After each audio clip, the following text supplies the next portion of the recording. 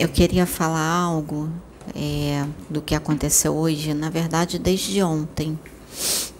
Ontem nós fomos uma confraternização entre nós, um almoço, um lanche que nós marcamos, passamos uma tarde muito legal na casa da Dani. Foi bem bacana essa união entre a gente. E foi assim, de supetão, vamos dizer assim, rápido, até mesmo para que a gente pudesse ajudar uma pessoa que estava precisando muito, passando por um momento delicado, passando por um momento delicado na vida dela, uma das médiuns da casa. E assim nós fomos para dar esse apoio para ela, para dar essa ajuda. Foi bem legal, porque deu um levante, né? Ajudou. Que família é isso, né? Independente de laço sanguíneo, que cada um aqui, né, tem a sua família de sangue. Mas foi como o Pedro ontem falou assim para mim, quando a gente estava indo para casa da Dani. Ele disse assim: meu bem, nós ganhamos uma família, mais uma família, né? Eu falei, mais uma família. Uma família que independe de laços sanguíneos. É uma família como Jesus mesmo nos ensinou.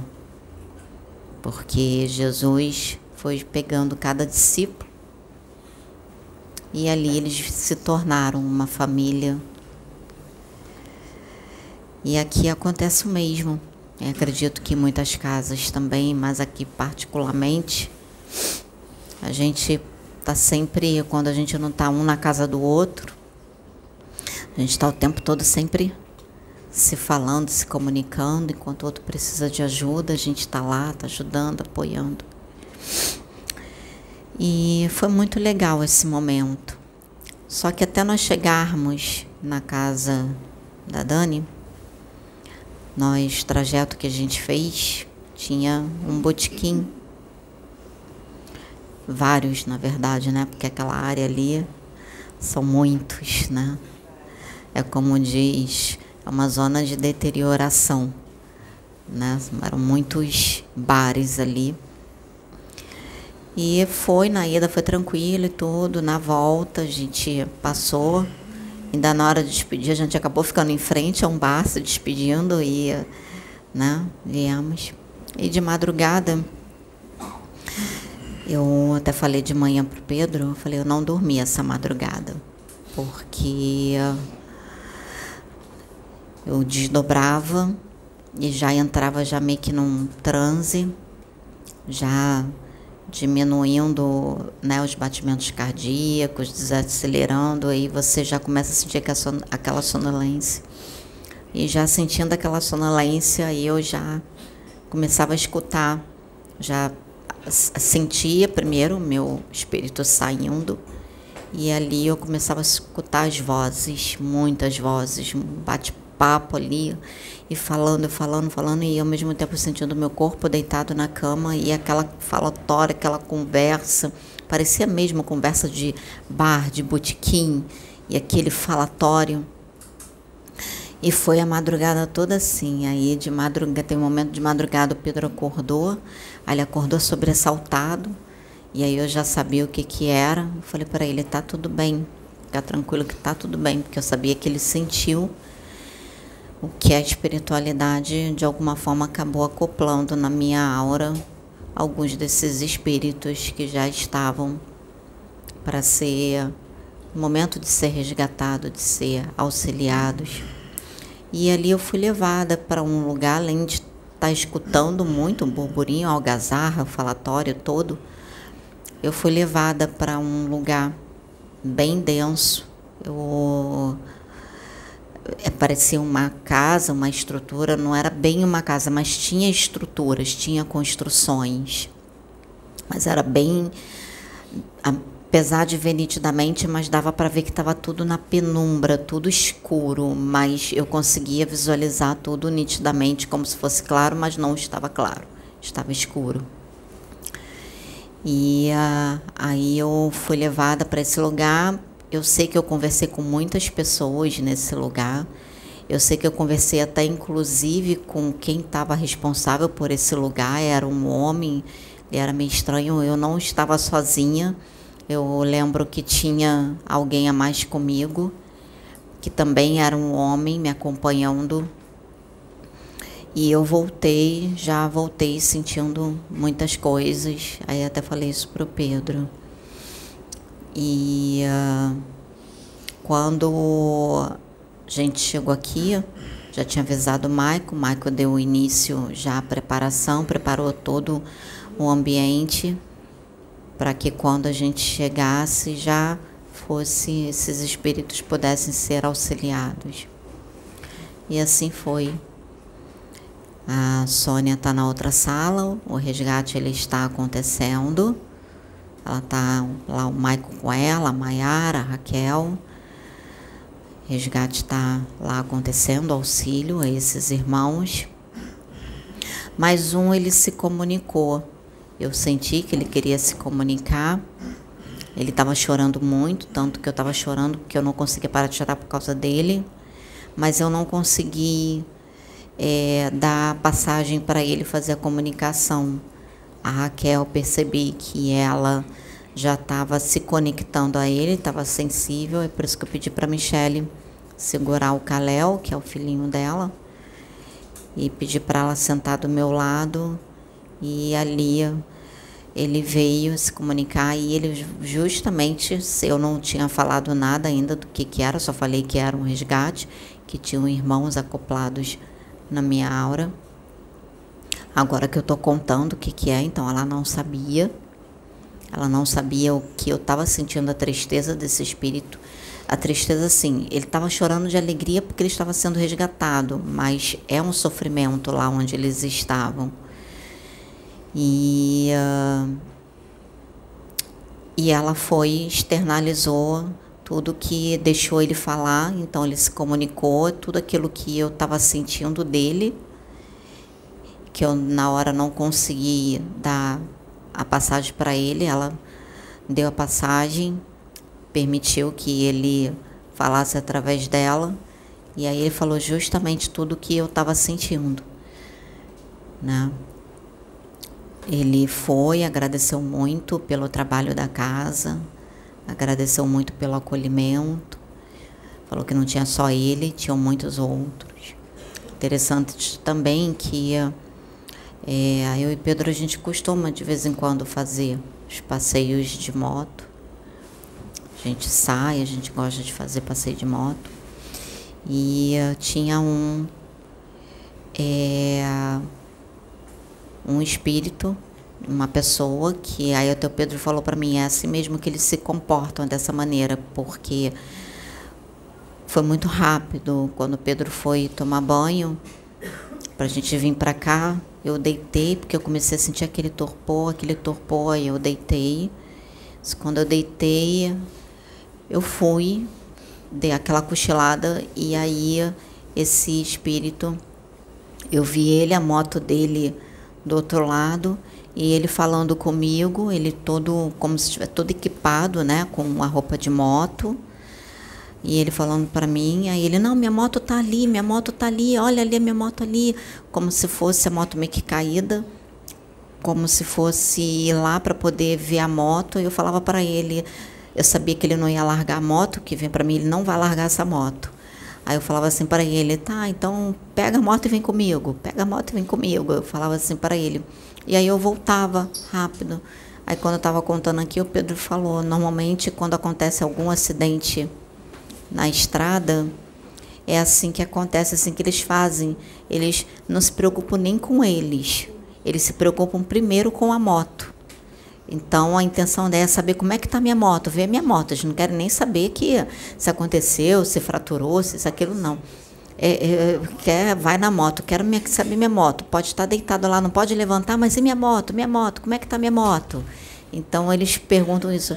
Eu não sabia, o Pedro me falou isso agora, e foi justamente o que ele fez. Acredito que ele deva ter sofrido um acidente, E ainda naquela de que a moto, ele ainda não teve a consciência de que ele desencarnou, provavelmente, deu a entender isso. Não teve a consciência de que ele desencarnou, estava agarrado ainda à matéria, a moto, poderia de repente estar revivendo isso o tempo todo, repetindo isso do acidente da moto, não sai daquilo como se fosse uma espécie de looping, porque está agarrado à matéria, né? Está agarrado à moto. E aí eu falei assim, vou compartilhar isso, né? Vou falar sobre isso. E ultimamente isso tem muito acontecido, já é a segunda vez, né? Em pouco intervalo de tempo que isso acontece comigo, de eles estarem me usando para estar acoplando os espíritos na aura, então, e tá recebendo choque anímico, e ser auxiliado, ser trazido para cá para poder serem resgatados. Já é a segunda vez, em pouco tempo que isso acontece. E o que eu queria falar? A importância de você saber o que é seu e o que não é. Vou falar mais uma vez sobre isso, porque já teve pessoas que eu já ouvi de pessoas de passarem por essa situação e muitas das vezes darem vazão àquilo que ela está sentindo, e na maioria das vezes, principalmente quem é médium, e eu assisti um vídeo falando sobre isso, que até pessoas que não estão num centro ou num local fazendo desenvolvimento mediúnico, e que de alguma forma tem essa sensibilidade de captar o que o outro espírito está sentindo, de alguma forma, a aproximação desse espírito, e ela sentir o que esse espírito sente e não saber que, na verdade, aquilo que ela está sentindo não é dela. É uma sensibilidade que ela já tem, mesmo que ela não esteja desenvolvendo a mediunidade. É uma sensibilidade que ela já tem, e que a importância de você conhecer a você, né? Conhecer a si mesmo, conhecer quando você não está bem, conhecer quando você está bem, né? Saber quais são os seus pensamentos, né? Saber quando não é seu. Você acorda de uma forma, você é uma pessoa sempre bem-humorada, acorda sempre bem, acorda sempre disposta, e de repente, do nada, lógico que nós somos seres humanos e nem sempre a gente vai estar bem, né? Nem sempre a gente é obrigado a acordar todos os dias, mas eu sou o tipo da pessoa que é difícil, quem me conhece, quem convive comigo, sabe que é muito difícil acordar de mau humor. Eu posso acordar às vezes com a cara de sono e tudo, mas eu tô sempre acordando, sempre alegre, né, comunicativa, falando. Às vezes posso ficar um pouquinho calada, mas nunca sisuda, nunca, a não ser que esteja naqueles momentos de TPM, né, que aí quando aqueles dias, mas mesmo até nesses dias, né, ainda assim eu posso acordar quieta, mas então eu me conheço, eu sei como eu fico. Por quê? Porque eu procuro aplicar o autoconhecimento. Não vou nem falar reforma íntima, eu vou falar do autoconhecimento.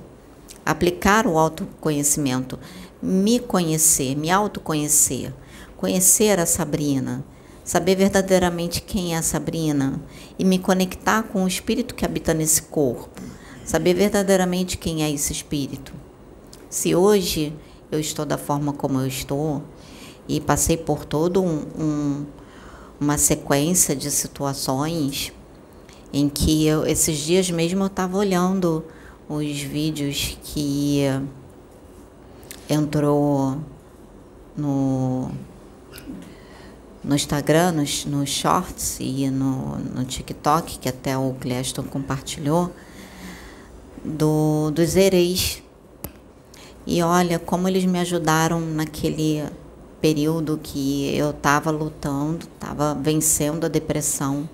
E ali, quando eu olhei o meu rosto, eu falei assim, eu ainda olhei para o Pedro e disse assim, você está vendo esse rosto aqui? Ele falou, tô. Eu falei assim, pois é, esse aqui é o rosto de uma pessoa com depressão. Falei para ele, isso aqui é um rosto com uma pessoa com depressão. Olha para os meus olhos, que você vai ver que não tem brilho nenhum. Então, e esses ereis vinham, nossa, como eles me ajudavam. E muitas das vezes a gente não sabe a importância da manifestação de um herê ou de um espírito. Então, por isso que o conhecer a si mesmo, o autoconhecimento, ele é muito importante. Então, se eu não tivesse nessa caminhada do autoconhecimento, eu teria dado vazão, porque teve um momento no carro que a gente estava vindo, teve um momento que me deu uma irritação, e veio aquela coisa assim, discute. E aí eu me segurei e queria que eu discutisse com quem? Com a pessoa que estava dirigindo o carro. Então aí eu segurei. Se eu não soubesse que era meu, eu ia dar vazão para aquilo. Eu ia dar vazão. E aí começou a vir uns pensamentos na minha mente. Do que tinha que discutir. Por quê, gente? Esses espíritos, eles estão numa baixa vibração. E por mais que você esteja numa vibração mais alta, mas você, como médium, você está ali para servir. Você está ali para trabalhar. Então, a espiritualidade, se não tiver ninguém por perto, tiver você, ou você tiver mais essa sensibilidade de a espiritualidade fazer o acoplamento do espírito, vai acoplar. Então, mesmo você estando numa vibração alta, não quer dizer que você não vai ser influenciado por eles, porque eles estão numa vibração mais baixa, mas só que aí a diferença você vai se deixar influenciar por essa vibração que eles estão emanando, que você está sentindo? Ou você vai saber que não é seu e você vai justamente fazer o contrário? Você vai emanar amor, você vai emanar alegria, você vai emanar acolhimento, você vai emanar solidariedade. O que você vai emanar naquela hora? Ou você vai potencializar mais ainda a revolta que eles estão sentindo?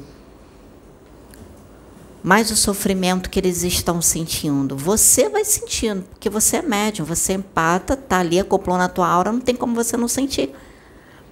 Você vai sentir. Agora, só que você tem um domínio próprio. Se você está pegando todos os conhecimentos que está sendo passado aqui pela casa e muitos outros lugares, você está assistindo os vídeos e você está pegando tudo aquilo e trazendo para você, olhando para você e praticando aquilo, se conhecendo, isso não, peraí, deixa eu ver, isso. Então, você vai justamente fazer diferença para esses espíritos pelo autoconhecimento que você tem de você mesmo e o domínio próprio. O domínio das suas emoções, o domínio emocional. Aí, nesse momento, você também vai estar usando da inteligência emocional para poder estar auxiliando esses espíritos. Ao invés de você se deixar levar pelas emoções, você vai se tornar um instrumento mais eficaz para a espiritualidade nessas horas, nesses momentos. Ou seja, a gente chegou aqui, tudo aconteceu na tranquilidade, na harmonia, na paz, na calma. A espiritualidade pôde fazer o trabalho, pôde auxiliar esses espíritos com ordem. Mas por quê? Porque tudo depende do médium. Tudo depende do comportamento do médium. Tudo depende do médium estar conhecendo a sua mediunidade. E como ele vai conhecer a sua mediunidade? Conhecendo a si mesmo. Olhando para dentro de si. Não é ficar olhando para o outro e fazendo comparações. O outro é o outro, você é você. Mas para eu chegar até aqui, foi uma longa caminhada. Se vocês quiserem ver a minha caminhada, acompanhem os vídeos. Acompanhem os vídeos que vocês vão ver tudo que eu passei, vocês vão acompanhar, vão ver cada semblante, cada momento que eu passo, cada gravação, e tá ali, não tirei, nem vou pedir para tirar, porque é a minha história, é o que eu passei, e isso me permitiu chegar aqui, até aqui, da forma como eu estou hoje, com a depressão vencida, sem mais pensamentos, não que eu não tenha, às vezes, vem assim pensamento de tristeza, alguma coisa, mas aqueles pensamentos como era antigamente, hoje já não vem mais. Mas eu sei o que eu passei para chegar até aqui. Aqueles que estavam, acompanharam, que estavam comigo, sabem o que eu passei. E assim eu acredito que seja cada um de vocês. Por isso a minha oração de hoje. Só Deus conhece o que você está passando. Porque até mesmo que está do teu lado, aquele que está do teu lado, conhecer profundamente, ele não vai conhecer.